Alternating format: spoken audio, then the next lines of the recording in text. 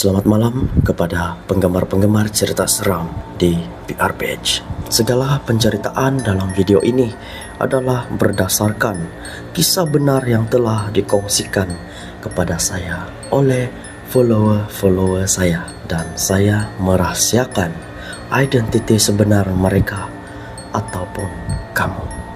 Sebelum Anda meneruskan untuk mendengar cerita seram saya pada malam ini, jangan lupa sediakan kopi Anda, dan yang paling penting, sambungkan earphone di telinga Anda untuk lebih syok.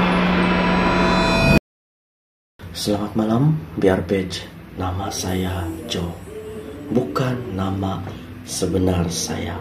Saya ingin kongsikan pengalaman seram saya yang terjadi sekitar 2 tahun lalu. Saya bekerja untuk Syarikat Pengubahsuaian Rumah dan Pendawaian bersama beberapa rakan saya, Udin dan Pak Long. Pada masa itu, kami mendapat arahan daripada majikan kami untuk membuat pendawaian semula di sebuah rumah banglo yang bertempat di Apin Keningau. Pagi itu kami bertolak daripada kota Kinabalu ke Keningau. Setengah jam kami menempuh kesesakan jalan awal pagi.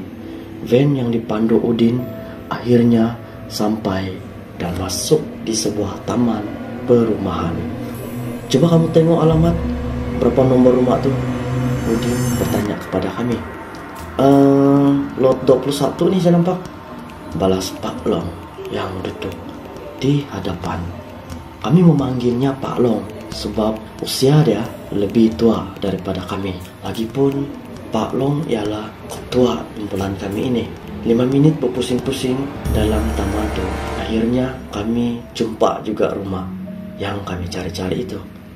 Rupanya rumah yang kami cari ini bukanlah rumah teres seperti yang saya pikirkan, tapi dia adalah sebuah rumah banglo yang besar dan terletak di ujung taman dan bersebelahan dengan sebuah ladang kelapa sawit. Sebaik turun daripada van, saya perhatikan sekeliling rumah itu. Dari luar, rumah banglo ini kelihatan sangat cantik dan terjagalah, walaupun dikatakan sudah lama tidak berpenghuni. Rumput-rumput yang berada di halaman dipotong kemas. Pokok-pokok bunga juga hidup subur dan cantik. Pintu rumah pun dibuka oleh Pak Long. Sebaik kami melangkah masuk ke dalam rumah, saya terkejut. Rumah banglo itu rupanya ada satu lagi tingkat di bawah. So rumah ini ada 3 tingkat lah.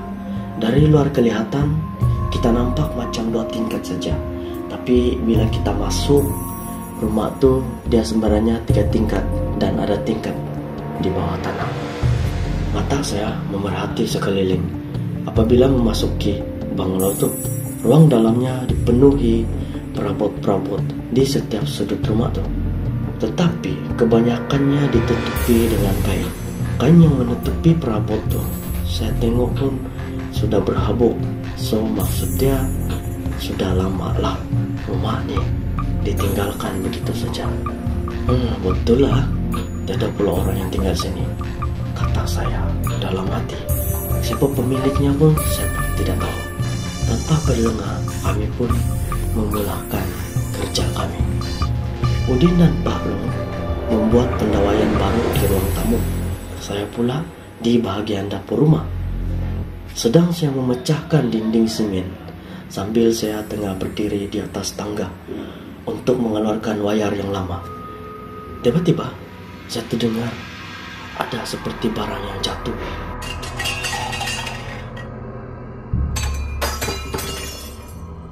Saya terus tengok belakang saya. Saya ni perhatilah seluruh ruang dapur, tapi tiada apa juga benda yang saya nampak jatuh pada masa itu. Lalu saya berbisik dalam hati saya, tiada lah tu, saja tu mungkin mainan perasaan. Saya coba untuk memujuk hati saya sendiri. Baru saja saya start sambung kerja balik ni, sekali lagi saya terdengar dan rasa ada sesuatu benda yang tengah berdiri melihat saya. Saya perasan benda tuh mengintai melalui pintu bilik air di bahagian dapur yang terbuka tuh. Macam ada sosok tubuh orang yang tengah berdiri. Walaupun cuma sedikit saja pintu itu terbuka, tapi saya perasan sosok itu tidak pun tinggi, macam saiz orang budak saja. Sekali lagi saya berpaling. Benda tuh hilang. Tidak ada apapun di situ. "Ai, jangan main-main lah," saya bercakap dengan nada yang perlahan. Saya coba buat berani lah.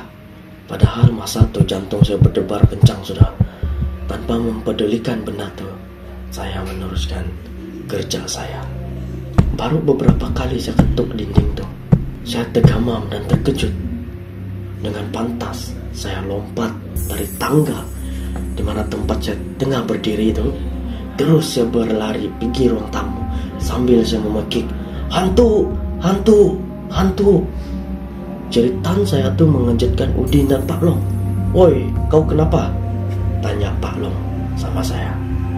"Aku nampak hantu," kata saya sama Pak Long sambil badan sini bergegarlah ketakutan. "Di mana?" tanya Udin sama saya. "Di dapur. Masa saya tengah kasih pecah dinding tuh. Saya nampak budak lelaki laju keluar dari bilik mandi. Lepas tuh terus hilang begitu saja tuh budak," kata saya kepada mereka nih. "Ah, tiada lah tuh. Mana ada hantu pagi-pagi begini oh. Pergilah aku buat kerja balik," kata Pak Long sama saya. Cis, Pak Long nih tidak percaya saya pula. Dianggap saya menipu kali. Saya cakap dalam hati saya. Saya pun sambung kerja saya balik, tapi dengan hati yang tidak tenang lah. Mata saya ni balik-balik tengok pergi belakang, takut budak tu berlari lagi. Pukul 12 tengah hari, kami pun stop kerja dan berehat untuk makan tengah hari di ruang tamu rumah itu. Sedang kami syok makan nih, tiba-tiba kami ternampak sesuatu yang sangat menghairankan kami. Kami pun saling berpandangan lah, di mana salah satu lampu yang baru dipasang tiba-tiba menyala beberapa kali. "Udin, kau sudah sambungkah semua tuanya tadi tuh?" tanya Pak Long sama Udin. Udin ini cuma geleng kepala saja. Kami merasa tidak puas hati, so kami pergilah periksa. Memang betul hanya wayar neutral saja yang tersambung. Wayar yang lain ini belum lagi bersambung. "Macam mana boleh menyala pula?" tanya Pak Long. "Saya sudah cakap kan, Bang Long ni ada hantu. Kau tidak percaya bah?" jawab saya pada Pak Long, yang membuatkan Pak Long terdiam, tidak bercakap apa-apa. Kami tetap teruskan juga kerja kami, meskipun dalam keadaan hati yang tidak tenang. Mujurlah sehingga ke petang, tidak lagi gangguan-gangguan lain yang mengganggu kami itu. Esokan harinya, kami meneruskan kerja kami. Tapi kali ini jumlah pekerja bertambah kepada 4 orang. Karena kami perlu siapkan semuanya dalam tempo 3 hari macam itulah. Antara rakan kerja yang baru datang itu ialah lelaki Cina. Dan sebelum mereka masuk ke dalam rumah itu, Pak Long berpesan supaya menjaga sikap mereka. Mendengar pesanan Pak Long tuh, Akyat nih salah seorang lelaki Cina. Tiba-tiba dia ketawa. "Haya, mana ada hantu? Lu percayakah?" tanya Akyat sambil dia ketawa-ketawa. "Jangan main-main Akyat," tanya saya pula. "Haya, lu orang hantu pun takut," jawab Akyat dengan nada yang sangat angkuh. Malas berlawan cakap, kami bertiga diam sajalah dan meneruskan kerja kami. Saya meneruskan tugas di bahagian dapur, Akyat pula di bahagian atas rumah. Tidak lama selepas itu, lebih kurang sejam, saya dikejutkan bunyi gegaran seperti orang berlari di tingkat atas menuju ke tangga. Kemudian bunyi seperti orang terjatuh.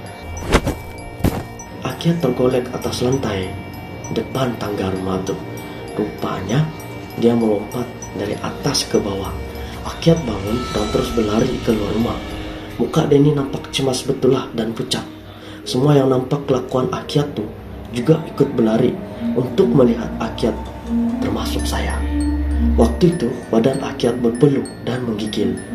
Akyat nih dia macam mundar-mandir tanpa arah lah macam tuh. "Lu kenapa?" Pak Long bertanya. "Itu atas ada hantu, takut toh." Akyat menjawab dengan keadaan yang masih menggeletar dan ketakutan. Rupanya Akyat ternampak terlibat seorang wanita yang merangkak keluar dari bilik air. Dan terkejut melihat benda tuh, Akyat terus berlari meninggalkan kerja dia. "Itulah cakap besar. Saya cakap ada hantu, lu tidak percaya?" kata Pak Long sama Akyat. Akyat cuma berdiam diri saja. Dia tidak mahu meneruskan kerja lagi sehingga kami terpaksa untuk menghubungi rekan lain untuk mengambilnya pulang. Lebih kurang jam 3 petang, saya dan seorang rekan naik ke tingkat atas untuk menghabiskan kerja-kerja Akyat tadi. Tengah kami membuat kerja, saya merasakan ada sesuatu yang memerhati kami bekerja. Pas satu mata saya nih asyik melihat memerhati sekeliling. "Tidak apalah, kita kan 2 orang," kata Udin coba untuk memberi semangat. Padahal saya tahu yang dia pun memang dalam ketakutan juga. Sedang kami syok buat kerja, tiba-tiba kami ternampak terlibat seorang kanak-kanak berlari. Bayang kanak-kanak itu bergerak pantas dan berwarna hitam. Sekejap masuk ke dalam bilik air, sekejap berlari keluar rumah. Ada kalanya kami terdengar bunyi tapak kaki menghentak lantai. Walaupun takut, kami tetap kuatkan semangat kami. Cemas dengan keadaan seperti begitu, kami buat kerja dengan laju-laju lah. Sebab kami mau kerja tuh cepat siap lah. Kami tidak sanggup lagi bekerja di dalam banglo tuh. Kerja pun tidak sanggup, apalagi tinggal di dalam rumah tuh, kata saya dalam hati.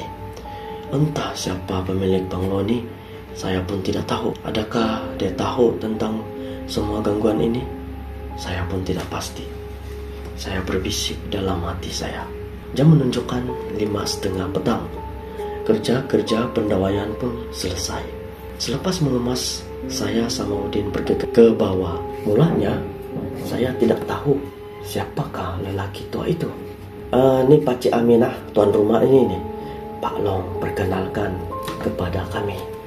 Selepas memeriksa kerja yang kami buat tuh, Pakcik Amin mengajak kami minum di sebuah gerai berdekatan taman tersebut.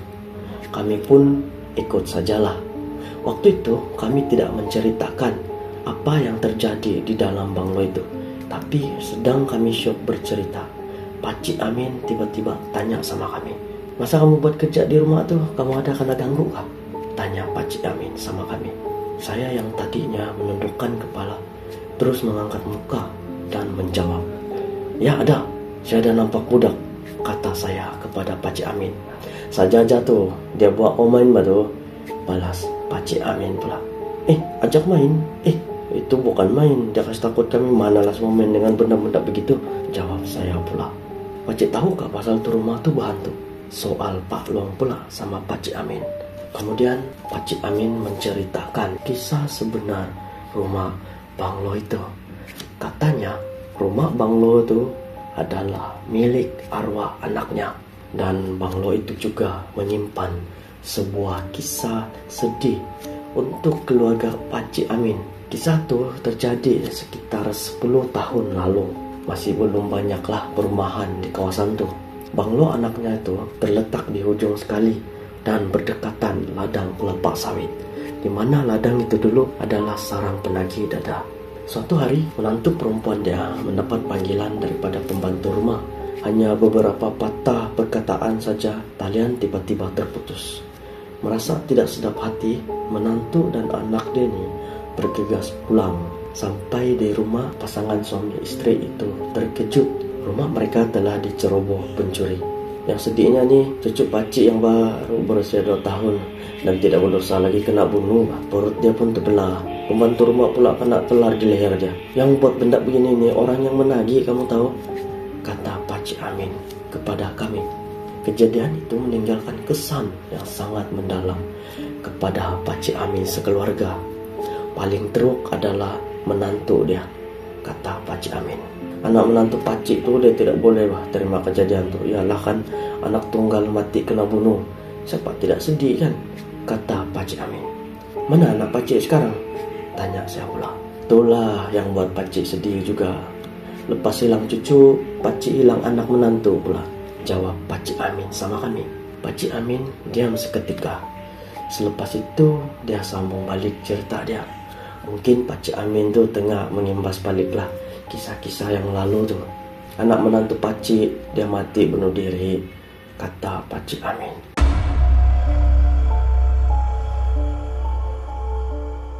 Kami bertiga terkejut dan berpandangan. Pakcik Amin teruskan ceritanya itu. Akibat tidak dapat menerima kematian tersebut, anak menantu dia jadi kemurungan. Mereka tertekan dan bertindak di luar kawalan mereka. Pasangan suami istri ini akhirnya bunuh diri di dalam rumah banglo itu.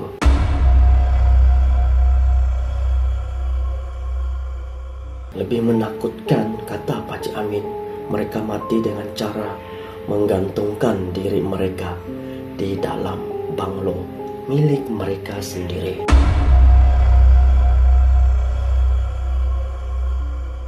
Mendengar cerita Pak Amin itu, kami terkejut.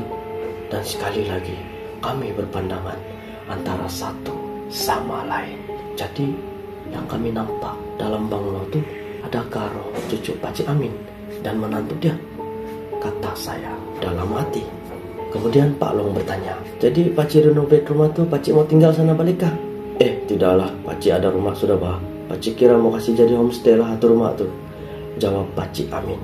Siapa juga yang mau sewa banglo begitu, kata saya dalam hati. Setelah kami selesai minum kopi, kami pun meminta izin dengan Pakcik Amin untuk balik ke kota Kinabalu kerana jam pun sudah menunjukkan jam 8 malam. Dalam perjalanan, saya masih teringat pasal benda yang ganggu kami itu dan cerita Pakcik Amin. Syukurlah kami tiada apa-apa.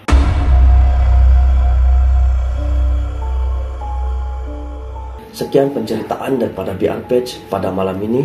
Sekiranya anda ada perkongsian atau anda ada kisah seram anda berdasarkan kisah benar ataupun berdasarkan kisah benar anda sendiri, boleh kongsikan kepada saya melalui Facebook page saya, Borneo Reaction. Sebelum itu, jangan lupa subscribe YouTube channel saya, Selvin Junior, dan jangan lupa follow Facebook page saya, Borneo Reaction. Dan bertemu lagi kita di next perkongsian kisah seram tengah malam anda.